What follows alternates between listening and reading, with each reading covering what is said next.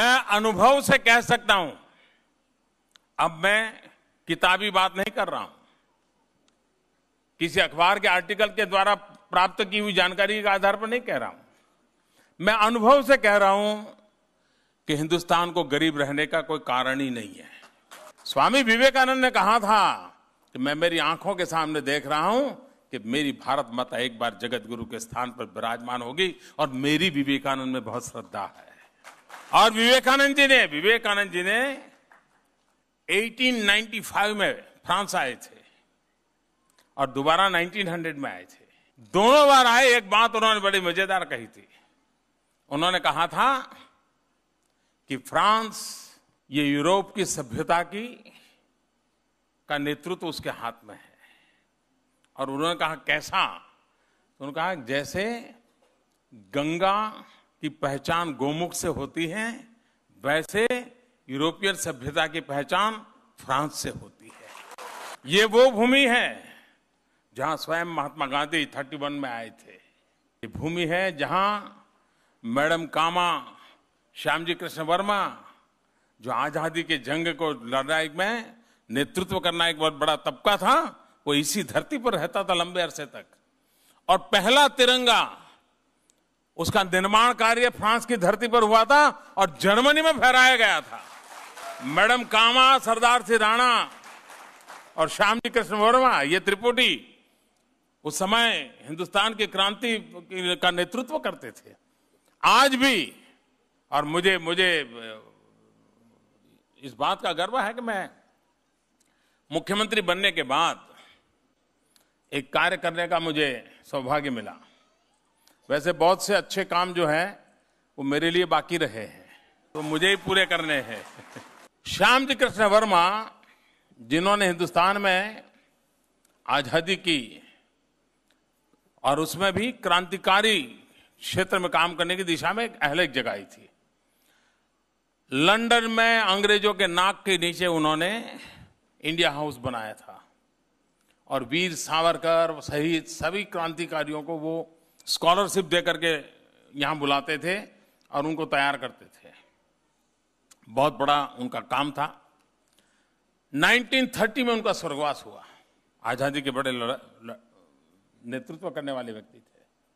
उन्होंने एक चिट्ठी लिखी कि मेरे मरने के बाद मेरे अस्थि संभाल के रखे जाएं। मैं तो जीते जी आजाद हिंदुस्तान देख नहीं पाया, लेकिन मेरे मरने के बाद जब भी हिंदुस्तान आजाद हो, मेरे अस्थि हिंदुस्तान जरूर ले जाए जाए। देखिए, देशभक्ति करने वालों का दिमाग किस प्रकार से काम करता है। और वो सोचते थे, 1930 में उनका स्वर्गवास हुआ। 2003 में जब मैं गुजरात में मुख्यमंत्री था, 2001 में मुख्यमंत्री बना, फिर मैंने लिखा पट्टी शुरू की, स्विट्जरलैंड को लिखा, जिनेवा में कोशिश की, भारत सरकार को लिखा। 2003 में मुझे अनुमति मिली। उनके मृत्यु के 70 साल के बाद, आफ्टर 70 इयर्स, मैं जिनेवा आया। उनके अस्थि रखे थे। देखिए, विदेशी लोग भी भारत के एक व्यक्ति जिसकी अपेक्षा थी कि मेरे अस्थि संभाल के रखना, हिंदुस्तान ने तो 15 अगस्त को आजाद होने के दूसरे दिन यहां आना चाहिए था, लेकिन भूल गए। हो सकता है ये पवित्र काम मेरे हाथ में लिखा हुआ होगा। तो मैं यहां आया और उनके अस्थि लेकर के गया और कच्छ मांडवी, जहां उनका जन्म स्थान था, वहां इंडिया हाउस की रिप्लिका बनाई है और एक बहुत बड़ा उनका शहीद स्मारक बनाया है। आपको भी कभी कच्छ की धरती पर जाने का सौभाग्य मिले तो आप जरूर उस महापुरुष को नमन करके आना।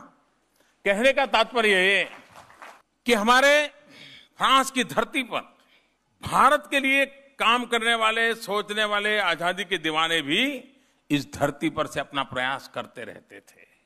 भारत का और फ्रांस का एक विशेष संबंध रहा है।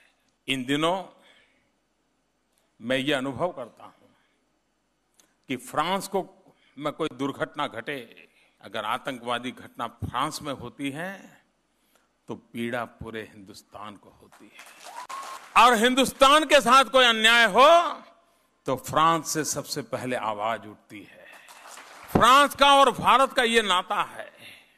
कल से आज तक हमने कई बड़े महत्वपूर्ण फैसले किए हैं, बहुत सारे समझौते किए हैं, उसमें रक्षा के क्षेत्र में बहुत महत्वपूर्ण किए हैं, विकास के लिए बहुत महत्वपूर्ण किए हैं।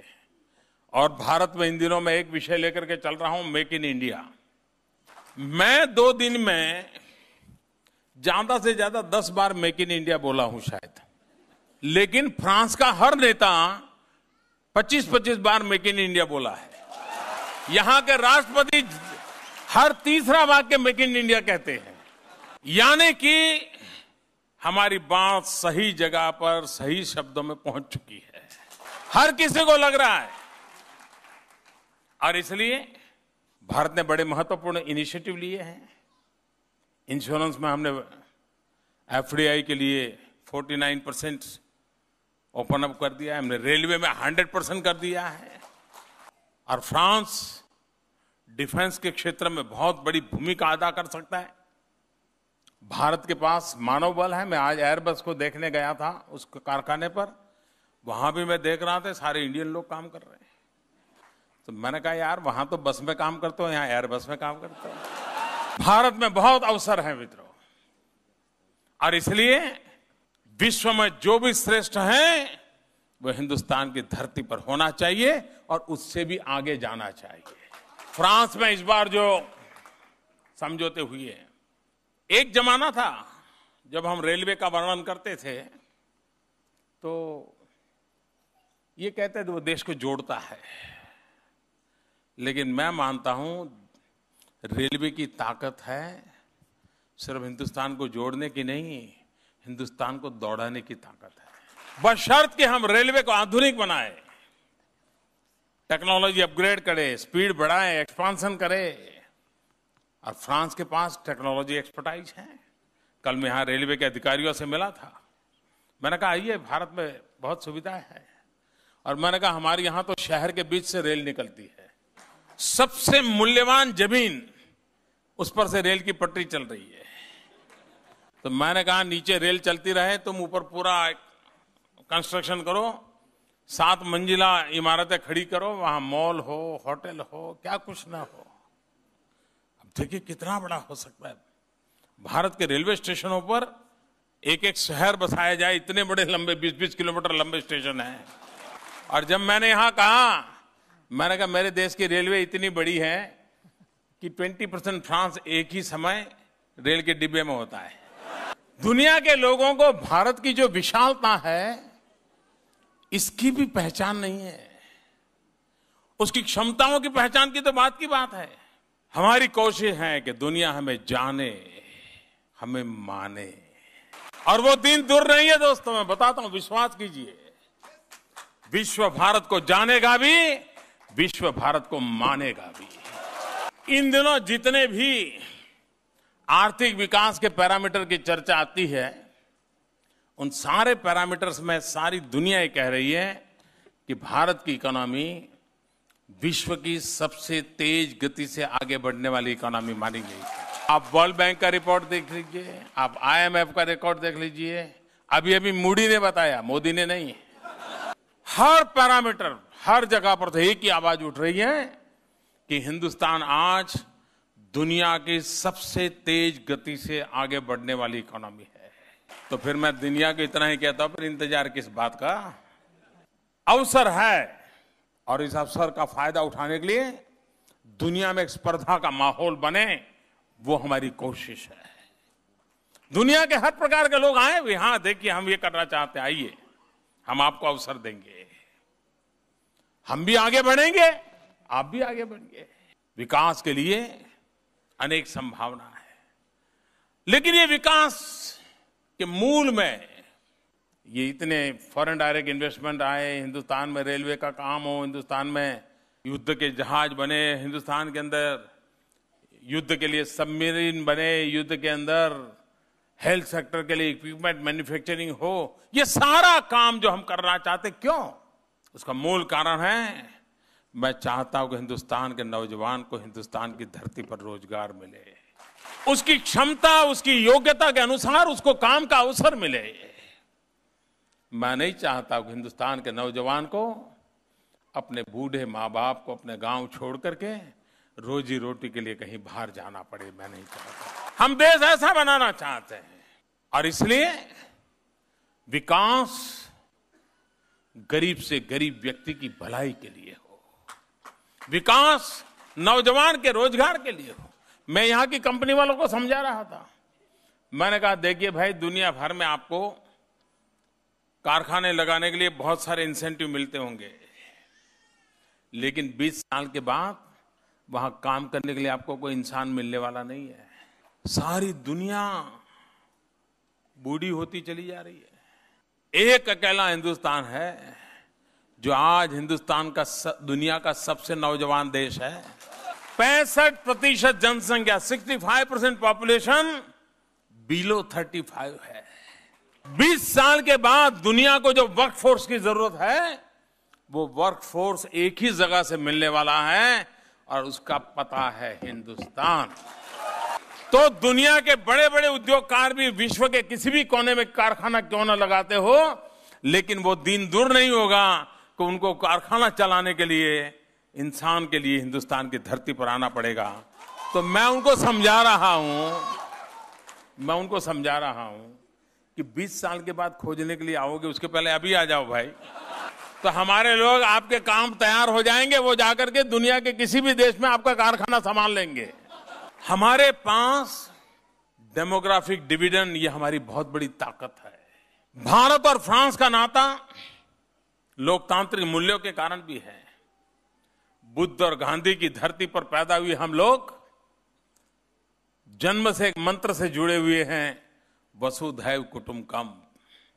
पूरा विश्व एक परिवार है, ये हमारे संस्कारों में है। पूरा विश्व एक परिवार है, हर किसी को हम अपना मानते हैं, हम किसी को पराया नहीं मानते। और ये फ्रांस की धरती है जहां इसका मंत्र आज भी गुनगुनाती है दुनिया, जहां पर स्वतंत्रता, समानता और बंधुता की चर्चा हुई है। दोनों मूल्यों में एक ही समानता है और इसलिए दोनों मिलकर के बहुत कुछ कर सकते हैं। ये ताकत इसके अंदर पड़ी है और हम आने वाले दिनों में इस ताकत के आधार पर हम कैसे आगे बढ़े। इस बार एक महत्वपूर्ण निर्णय हुआ है कि हिंदुस्तान के जो नौजवान यहां पढ़ने के लिए आते हैं और पढ़ाई के बाद बिस्तर बोरिया लेकर के जाओ वापिस, वो दिन गए। अब आपका मन यहां लग गया है तो आप यहां रह सकते हैं। आपको पढ़ाई के बाद भी कुछ समय मिलेगा यहां पर काम करने के लिए। फ्रांस सरकार के साथ फ्रांस ने इस बात को माना है। मैं समझता हूं भारतीय नागरिक के लिए, खास करके युवा पीढ़ी के लिए जो यहां पढ़ने के लिए आते हैं, उनके लिए एक बहुत बड़ा ये अवसर है कि यहां पर आने के बाद, पढ़ने के बाद जो कुछ भी उन्होंने सीखा है, जाना है, उसको एक्सपीरियंस करने के लिए, पढ़ने और अधिक प्रैक्टिस करने के लिए, रोजी रोटी कमाने के लिए, पढ़ाई का खर्चा निकालने के लिए भी, ताकि घर पे जाके कर्ज न ले जाए, सारी सुविधा बढ़ेगी।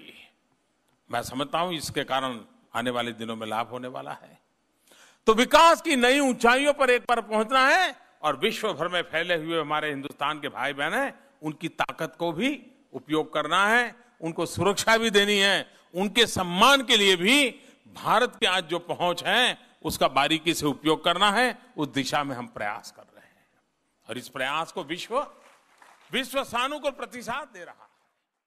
महात्मा Gandhi's message to UNESCO calling for urgent action to address the needs of education to secure lasting peace, and the leadership of Dr. Radhakrishnan later became our president in the yearly of this institution. We are grateful for UNESCO's support for education and science in India and for preservation of our cultural heritage.